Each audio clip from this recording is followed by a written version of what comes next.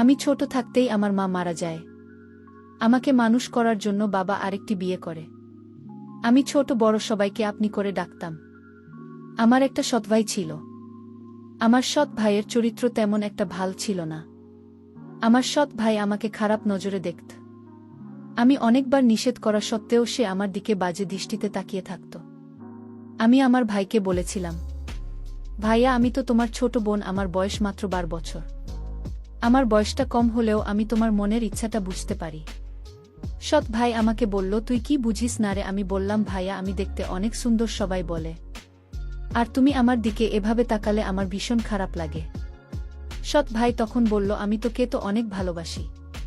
তুই যদি আমার বোন না হতো তাহলে আমি তোমাকে বিয়ে করতাম। ভাইয়ের মুখে এই কথা শুনে আমি নিশ্চিত হলাম, ভাইয়া আমার কাছে গোপনে অবশ্যই কিছু চাই। কিন্তু তার চরিত্র এত খারাপ ছিল যে এলাকার মেয়েরা তার নামে দুদিন পর পর বাড়িতে নালিশ আসত। আমি আমার সৎ ভাইকে খুব ভয় পেতাম। আমার একদিন কিছু টাকার প্রয়োজন ছিল, কিন্তু টাকা আমার মা দেয়নি। আমার সৎ ভাই বলেছিল, আমি তোকে টাকা দিব, কিন্তু তুই আমার একটা কথা রাখবি, যে কথাটা কাউকে বলা যাবে না, শুধু তুই আর আমি জানব। আমি বললাম, কি কথা? যদি রাখার মতো হয় রাখব। আমার সৎ ভাই বলেছিল, তুই একদিন আমার বন্ধুর বাসায় যাবি আমার সাথে বেড়াতে। আমি বললাম, আমার সেখানে কেন যেতে হবে? আমার ভাইয়া বিভিন্ন কৌশলে আমাকে তার বন্ধুর বাসায় নিয়ে গেল। আমিও বলেছিলাম, ভাই, আমার 1000 টাকার প্রয়োজন, তুই যদি টাকা দিস তাহলে আমি যাব। সে বলল, 1000 টাকা কোনো ব্যাপার হলো, আমি তোকে 5000 টাকা দিব। কিন্তু শোন, আমার বন্ধুর বাসা অনেক দূরে। আমার বন্ধুর বাসায় আজ বিয়ে, আজকে ফিরে আসতে পারবো না। একটা দিন বন্ধুর বাসায় থাকতে হবে। আমি আমার সৎ ভাইয়ের সেইমতোটা বুঝতে পারিনি। আর সেদিনই ঘটে আমার সাথে এক করুণ দুর্ঘটনা। যে ঘটনাটি ঘটেছিল সেটা আসলে আমি কেন কোনো মেয়ে মানুষের পক্ষে মেনে নেওয়া খুবই কষ্ট দেয়। যাই হোক, আমি আমার সেই ভাইয়ের কথায় আমি তার বন্ধুর বাসায় গেলাম। তারপর বন্ধুর বাসায় রাতে খাওয়া দাওয়া শেষ করে শুতে গেলাম। আমি যে ঘরে শুয়েছিলাম সেই ঘরে আমার ভাই ছিল। আর গভীর রাতে ভাই আমাকে জোর করে। বাকি বিষয়টা গল্পতে বলছি, তাহলে শুনুন আমার বাস্তব জীবনের গল্পটা। আমার নাম তিন আক্তার। গরিব পরিবারের মেয়ে আমি। বাবা কৃষি কাজ করে, কিনা পড়ালেখায় অনেক ভালো, তাই পড়ানোর আগ্রহ বেশি। তিন তাকে পড়াতে চাই, তাই তো কষ্ট করে হলেও ভার্সিটিতে ভর্তি হয়েছে। আজই গ্রাম থেকে এসেছে, সে এমন এক অবস্থায় পড়েছে। তিনি দেখতে অসম্ভব সুন্দর, অনেক নরম মনের, যখন তখন যাকে তাকে বিশ্বাস করে ফেলে। লেখাপড়া ছাড়া আর কোনো কিছু বোঝে না। গরিব হলেও অনেক আদরের, কিনা সবার চোখের মণি। কিন্তু তিনার বাবার পক্ষে এত টাকা জোগাড় করা কষ্ট হচ্ছিল। কোথা থেকে এত টাকা আনবে? মেয়েটার বড় ইচ্ছা কলেজে লেখাপড়া করে বড় কিছু হয়, কিন্তু আমার তো নুন আনতে পান্তা পুরায়। আমার বাবা রাত দিন পরিশ্রম করে আমার লেখাপড়ার খরচ বের করত, কিন্তু বাবার কষ্ট আমার কিছুতেই সহ্য হতো না। আমি বাবাকে বললাম, বাবা, আমার জন্য তোমার এত কষ্ট করতে হবে না। আমি লেখাপড়া করেছি, আমি নিজেই বের করতে পারবো। বাবা বলল, তুই কেমন পারবি বাবা? তুমি কোনো চিন্তা করো না, শুধু আমার প্রতি দয়া রাখ। আমি ভার্সিটিতে পড়ালেখা করব বাবা, এটা আমার স্বপ্ন। আমার একটা সৎভাই ছিল। আমার মা ছোটবেলায় মারা যান, কিন্তু আমার বাবা আর একটি বিয়ে করেন, কারণ সংসারে রান্না বান্না করার মতো কোনো লোক ছিল না। আর তাই বাধ্য হয়ে বাবা বিয়েটা করল। আমার শত মা আমাকে খুব ভালোবাসে, নিজের মায়ের মতো আমিও দেখি। কিন্তু আমার একটা শত ভাই ছিল, তার নাম রফিক। সে লেখাপড়ায় খুবই কাঁচা। লেখাপড়া না করে সারাদিন আড্ডা মারে বন্ধুদের সাথে। লেখাপড়ার প্রতি তার কোনো আগ্রহ নেই। আমার সব ভাইয়ের কোনো মতো ভালো না। সে কিছুদিন আগে বন্ধুদের সাথে যোগ করেছে, একটা ছেলেকে মেরেছে। কিন্তু এই ছেলের চিকিৎসার সমস্ত খরচ আমার বাবার বহন করতে হয়েছিল। আমার বাবার কথার অবাধ্য থাকতে সবসময় আমি এত ভাল লেখাপড়া করি। তার প্রশংসা শুনলে তার মাথা নিচু হয়ে যেত। আমার প্রশংসা সে কিছুতেই সহ্য করতে পারত না, কারণ আমি তার সৎ বোন ছিলাম। নিজের আপন বোন হলে আজ সে খুশি থাকতে হতো। যাই হোক, আমার সৎ ভাই কিছুদিন পর একটা মেয়েকে পছন্দ করে। তাকে সে বিয়ে করতে চায়, কিন্তু তার তো কোনো কর্ম নেই। বিয়ে করে কিভাবে সংসার চালাবে? বাবা তাকে নিষেধ করেছে যে তুমি এখন বিয়ে করতে পারবে না, আগে একটা চাকরি করো, তারপর দেখা যাবে। আমার সৎ ভাই তখন বাবার সাথে রাগারাগি করল। বলল, ওই মেয়েকে না পেলে সে বাঁচবে না, নিজেও মরে যাবে। আর কত কি বলতে লাগল। আমার ভাই বাবার সাথে রাগ করে বাড়ি থেকে চলে গেল। একটা বেসরকারি প্রতিষ্ঠানে চাকরি নিলাম আর শত ভাই। এর মধ্যে মেয়েটির বিয়ে হয়ে যায় অন্য জায়গায়, যার জন্য সে চাকরি নিল তাকে পেল না। আমি তাকে সান্ত্বনা দিলাম, ভাইয়া আমি তোমাকে এর চেয়ে ভালো মেয়ে আমার ভাইয়ের জন্য নিয়ে আসব। সে তখন আমায় বলল, আপু তোর একটা কথা বলি। আমি বললাম, কি কথা ভাইয়া? রফিক বলল, আমি তো লেখাপড়ার সমস্ত খরচ আমি দেব, আমি তো স্বপ্ন পূরণ করব। এই কথা শুনে আমার ভালো লেগেছিল, কিন্তু হঠাৎ এত মায়া আমার জন্য কেন হলো তা নিয়ে আমার মনে কৌতূহলের সৃষ্টি হলো। আমি বললাম, ভাইয়া থাক, তোমার কষ্টের টাকা দিয়ে আমার লেখাপড়া করতে হবে না। ভাইয়া তখন বলল, তাহলে তুই আমাকে পর ভাবিস। আমি তার উত্তরে বলেছিলাম, পর ভাবব কেন, তুমি তো আমার ভাইয়া, কিন্তু আমার খুব স্বপ্ন ছিল কলেজে লেখাপড়া করার, আর তাই রাজি হলাম। ভাই আর কোথায়? ভাইয়া বলল, তুমি রাজি হয়েছ, আমার টাকায় লেখাপড়া করবে। তবে আপু আমার একটা কথা তোমার শুনতে হবে। আমি বললাম, কি কথা শুনতে হবে? তখন সে বলল, পরে বলবো, তবে আমি যা বলি তাই তোমার শুনতে হবে। আমি বললাম, ঠিক আছে, আগে কলেজে ভর্তি হওয়ার টাকা দাও, তারপর দেখি। তখন আমার ভাইয়া ভার্সিটিতে ভর্তি হওয়ার জন্য টাকা দিল। আমি কলেজে ভর্তি হলাম। আমার এত ভালো লাগছিল। আমি লেখাপড়া করব, ভালো একটা চাকরি করব। আমি ভার্সিটিতে যেদিন প্রথম পা রাখলাম, আমি এত বড় ভার্সিটি দেখে অবাক হয়ে তাকিয়ে দেখছে, আর ভাবছে এত বড় ভার্সিটিতে পড়ব আমি। চারপাশে দেখছে আর খুশি মনে হচ্ছে, কত ছাত্রছাত্রী ঘুরে বেড়াচ্ছে, আশেপাশে বড় বিল্ডিং, রাস্তা দিয়ে হেঁটে যাচ্ছে, আর স্বপ্নের রাজ্যের কথা ভেবে চলেছি। একটু পর পর চোখের চশমাটা ঠিক করছে। এটা তিনার একটা অভ্যেস, ধরতে গেলে তিনি ইচ্ছে ছিল এমন বড় ভার্সিটিতে লেখাপড়া করার, আজ তা পূরণ হতে যাচ্ছে। ভাবতে খুশি লাগছে। হঠাৎ কারো সাথে কাজ করে করে ধাক্কা খেয়ে নিচে পড়ে গেলাম। স্বপ্নের কথা ভাবতে ভাবতে একটু বেশি অন্যমনস্ক হয়ে গেছিলাম। নিচে পড়ে ওপরে তাকাতেও পারলাম না। তার আগেই কেউ ঝড়ের গতিতে আমাকে উঠিয়ে ঠাস করে চর বসিয়ে দিন। আমি অবাক হয়ে সামনের মানুষটার দিকে তাকিয়ে আছি। একটা মেয়েকে দেখলাম, তাকে দেখে মনে হল কোনো বড় লোক ঘরের মেয়ে। সে আমাকে বলল, তোর তো সাহস কম না। আমাকে ধাক্কা দিয়ে আমাকে আরও কয়েকটা ছেলে মেয়ে ছুটে এল মেয়েটার কাছে। সুরমা, কি হয়েছে রে? এই মেয়েটার জন্য আমি পড়ে গেছিলাম। ওর সাহস কি করে হলো আমাকে ধাক্কা দেওয়া? কে এই মেয়ে? নতুন মনে হচ্ছে। এই মেয়ে কখন ভার্সিটিতে ভর্তি হলো? সুরমার বন্ধুরা বলল, দাঁড়া, এই মেয়ে নতুন হলে তো চোখে দেখে ছাড়ব। সুরমার বন্ধুরা আমি বলেছি সুরমা শাস্তিটাও হয়ে যাবে। কিন্তু রাহুল তো এখনো আসে নাই, ওকে ছাড়াই কি করবি? ও আসলে হবে না। এর আগে মেয়েটাকে ধাক্কা মেরে ফেলে দেওয়ার শাস্তি দিতে হবে। আমি ওদের কথার কোনো কিছু বুঝতে পারছি না, কি বলছে ওর মাথায় ঢুকছে না। আমি ভাবছি, আমাকে কেন মারল? আমি কি ইচ্ছে করে ধাক্কা দিয়েছি? অনেক কষ্ট লাগছে, কিন্তু কিছু বলতে পারছি না, চুপ করে আছে। এই যে মেয়ে, তোমার নাম কি? একটু ভয় পেয়ে বললাম, আমি কি না?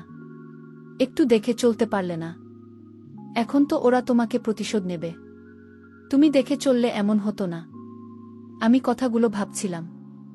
হঠাৎ ওই ছেলে সেগুলো বলল, এরা সবাই আমার দিকে আসছে। দেখে আবার তাদের কাছে চলে গেল। এত জোরে থাপ্পড় দিয়েছে, আবার আমাকে মারবে কেন? সবাই আমার কাছে এসে নাম কি, বাড়ি কোথায়, কিসে পরিষদ জিজ্ঞেস করতে লাগল। তারপর আমাকে গান গাইতে বলল। আমি গান পারি না বলাতে আমাকে কানে ধরে রেখেছে। এদিকে সিয়াম আজ একটু দেরি করে ভার্সিটিতে এসেছে। এসে দেখে সবাই ভিড় করে দাঁড়িয়ে আছে। সিয়াম আসার সাথে সাথে সবাই ভিড় কমিয়ে চলে গেল, আর সব মেয়েরা হা করে তাকিয়ে আছে। কারণ সিয়াম হচ্ছে ভার্সিটির সবার সিনিয়র। সব মেয়েরা জয়ের দিকে হা করে তাকিয়ে আছে। সিয়াম গাড়ি থেকে নেমে ওর ফ্রেন্ডের দিকে যেতে লাগল। এখানে কি হয়েছে? এত ভিড় জমাচ্ছে কেন? আমাকে তখন ছেলেটি জিজ্ঞেস করল, তুমি কে আর তুমি আমার বান্ধবীকে ধাক্কা মেরে ফেলে দিলে কেন? আমি তাকে বললাম, দেখুন, আমি না দেখে তার সাথে ধাক্কা লেগে গেছে, আর এর শাস্তি হিসেবে আমাকে চড় মারলেন। তাও কি তাদের আমাকে প্রতিশোধ নেওয়ার বাকি আছে? তখন হঠাৎ লক্ষ্য করলাম আমার ভাই আসছে কলেজের দিকে। আমি মনের ভিতর খুব সাহস হচ্ছে, ভাইয়া যখন আসছে তাহলে ওদের হাত থেকে আমার ভাই আমাকে রক্ষা করবে। কিন্তু আমার ভাইয়ের রূপ দেখে আমি অবাক হয়ে গেলাম। আমার ভাইয়া বলল, সিয়াম আমার বন্ধু, আর বন্ধু বান্ধবীকে তুমি ধাক্কা দিয়ে মাটিতে ফেলে দেওয়ার কারণে তোমার অনেক শাস্তির বাকি আছে। আমি ভাইয়াকে বললাম, ভাইয়া আমি তোমার বোন, তুমি ওদের পক্ষে কথা বলছো। ভাইয়া তখন বলল, চোখকে তোর ভাই, আমি কারো খাই না। ওর বান্ধবীকে মারার জন্য আজ তো রেহাই নেই। তোর কত বড় সাহস, তুমি আমার বন্ধু বান্ধবীকে মারলে, এর জন্য তো মাসুল দিতে হবে। আমার চোখের পানি কিছুতেই আটকাতে পারলাম না। মনে মনে ভাবলাম, আর যদি সে আমার মায়ের পেটের ভাই হতো তাহলে কখন ওদের পক্ষ নিয়ে কথা বলতো না। নিজের বোনের জন্য জীবন দিয়ে দিত, তা ও বোনকে বিপদে ফেলে চলে যেত না। আসলে পর কখনো আপন হয় না, হতে পারে সে আমার শত ভাই। 7 ভাই এরকম আচরণ করবে? আমি তখন কান্না করতে লাগলাম। আমার কান্না দেখে ওরা হাসতে লাগল আর বলতে লাগলো, কেঁদে কোনো লাভ নেই। আমার ভাই হঠাৎ বল, আমার সাথে চল। আর ওরা বলল, আজ তুই বেঁচে গেলি তোর ভাইয়ের জন্য। ভাইয়া বলল, আমি তোকে টাকা দিয়ে কলেজে ভর্তি করিয়েছিস, এই টাকার কথা কি ভুলে গেছো? আমি বললাম, কি করতে হবে আমাকে বলো, আমি তোকে নিয়ে আমার বন্ধুর বাসায় যাব। আমি বললাম, বন্ধুর বাসায় কেন? রফিক বলল, আমি তো আগেই বলেছি তুই আমাকে কোনো প্রশ্ন করবি না। আমার সব কথা তো শুনতে হবে। ভাইয়া বলছি, আজ আমার মনটা ভীষণ খারাপ, কারণ আমি আজ প্রথম ভার্সিটিতে এসেছে অপমানিত হয়েছি। আমি আজ কোথাও যাব না। অন্যদিন বলিস তোর বন্ধুর বাসায় গিয়ে আসনে। আমার ভাইয়া তখন খুব রাগান্বিত হয়ে বলল, এখন বলেছি এখনই যেতে হবে। আমি ভাইকে বললাম, ভাইয়া প্লিজ, আমার খারাপ লাগছে, আমি আজ তোর সাথে কোথাও যেতে পারবো না। এই কথা বলতে আমাকে একটা জোরে চড় মারে ভাইয়া। আমি কান্না করে বললাম, ভাই তুই জন্মান, আমার আপন ভাই হলে আমাকে এভাবে মারতে পারতো না। ঠিক আছে, আমি যখন তোর কাছ থেকে টাকা নিয়ে ভুল করেছি, তাহলে এই ভুলের প্রায়শ্চিত্ত আমার দিতে হবে। ভাইয়া নামক পাশের মানুষটি বলল, গাড়িতে। আমি কোনো কিছু না বলে চুপচাপ গাড়িতে উঠে পড়লাম। তারপর সে আমাকে তার বন্ধুর বাসায় আমাকে নিয়ে গেল এবং বলল, আমি তোর এখানে কেন এনেছি জানি? আমি বললাম, কেন আনলে এখানে? তখন একটা বয়স্ক লোককে আমাকে দেখিয়ে বলল, ওই লোকটিকে বিয়ে করতে হবে। তোর ভাইয়া বলল, ওই যে মানুষটিকে দেখতে পাচ্ছি, ওর সাথে তোর বিয়ে দিব। আমি বললাম, এটা কোনোদিন সম্ভব না। ভাইয়াকে বললাম, ভাইয়া আমার একটা পছন্দ আছে, আর সেই পছন্দের উপরেই জোর চালাতে পারিস না। ভাইয়া তখন বলল, বসে বসে আমার বাবার সব টাকা শেষ করেছিস তুই। আমার বাবা আমাকে তেমন একটা ভালোবাসেন না, শুধু তোর জন্য। আর তাই তো কে আর সঙ্গে হচ্ছে না তোর জন্য। আমি বাবা আমার প্রতি তেমন নজর রাখে না, ভালোবাসে না, শুধু তোর কথা ভাবে। তাই আমি মনে মনে ভেবেছি তোকে ওই লোকটার সাথে বিয়ে দিয়ে দিব। লোকটা অনেক টাকার মালিক, একটু বয়সটা বেশি। আর কি, বয়স বেশি হলে সমস্যা কি? আর আমি ওই লোকটার কাছ থেকে টাকা নিয়ে তোরে কলেজে ভর্তি করিয়েছি। আমি অনেক দিন যাবৎ তার কাছ থেকে টাকা নিয়ে চলেছি।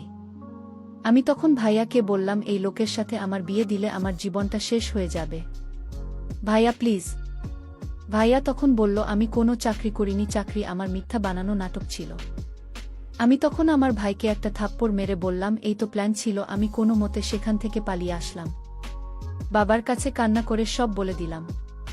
বাবা তখন আমায় সান্ত্বনা দিয়ে বলল, আজ তোর মা বেঁচে থাকলে এমনটা হতো না। তোর ভাই টাকার কাছে বিক্রি হয়ে গিয়েছে। যেভাবে টাকার লোভে পড়ে নিজের বোনকে একটা বয়স্ক লোকের সাথে বিয়ে দিতে চায়, সে তো ভাই না। তোর ভাই নিজের স্বার্থের জন্য তোকে কলেজে ভর্তি করল। ওই দিনও আরও বড় হয়ে যাচ্ছে। আমি বাবাকে বললাম, বাবা তুমি ওকে এখন কিছু বলো না, ওকে ভালো করার দায়িত্বটা আমার হাতে তুলে দাও। ওকে কিভাবে ভালো করতে হবে তা আমার জানা আছে। আর যদি আমি ওর আপন বোন হতাম, তাহলে আমার সাথে এই নাটকটা করতে পারত না। যাই হোক, কিছুদিন পর রফিক বলল, বোন চল আমার বন্ধুর বাসায় বেড়াতে যাই। আমি তখনও জানতাম না আমার সাথে কি ঘটবে। আমি আমার ভাইয়ের কথায় রাজি হলাম। তাছাড়া সে বলেছিল কলেজে ভর্তি হওয়ার জন্য যা টাকা লাগে সে দিবে। আর তাই তো আমি তার বন্ধুর বাসায় যেতে রাজি হয়েছিলাম। কিন্তু আমাকে কিসের জন্য তার বন্ধুর বাসায় নিয়ে যাবে, আমি সেটা নিয়ে দুশ্চিন্তায় পড়ে গিয়েছিলাম। কিন্তু আমি সিদ্ধান্ত নিলাম, আমি তার রহস্যটা আমার জানতে হবে। আর তার কথায় রাজি হয়ে তার সাথে বন্ধুর বাসায় গেলাম। রাত যখন গভীর হল, আমি একটা আলাদা রুমে ঘুমাচ্ছিলাম। হঠাৎ আমি দেখতে পেলাম আমার ভাই আর 3 বন্ধু আমার রুমে হাজির। আমি তাদেরকে বললাম, এত রাতে তোমরা এখানে কেন? তারা বলল, তোমার ভাই টাকার লোভে তোমাকে আমাদের হাতে তুলে দিয়েছে। আমি তাদের কথা শুনে আমার আত্মা কেঁপে উঠল। আমি তখন কান্না করে বলছিলাম, আর যদি সে আমার আপন ভাই হতো তাহলে সে আমার সাথে এমন অন্যায় এটা করতে পারত না। কিন্তু আমার ভাইয়ের বন্ধুরা বলল, আমরা তো তোমার কান্না শুনতে আসিনি, আমরা যে কারণে তোমার ভাইকে টাকা দিয়েছি সেটা পেলেই আমরা চলে যাব। আমি তখন অসহায় হয়ে বললাম, দেখো আমি গরিব ঘরের সন্তান, তোমরা আমার সাথে এমন অন্যায় করো না। কিন্তু তারা আমার কোনো অনুরোধ শুনেনি, বরং তাদের যে পাওনা ছিল তা আমার কাছ থেকে একে একে আদায় করে নিল। সব শেষে তারা যখন চলে গেল, আমি আমার ভাইকে বললাম, তুই একটা মানুষ, তুই একটা পাষাণ, তুই কি করে আমার এত বড় ক্ষতি করলি? এই কথা বলে আমি চলে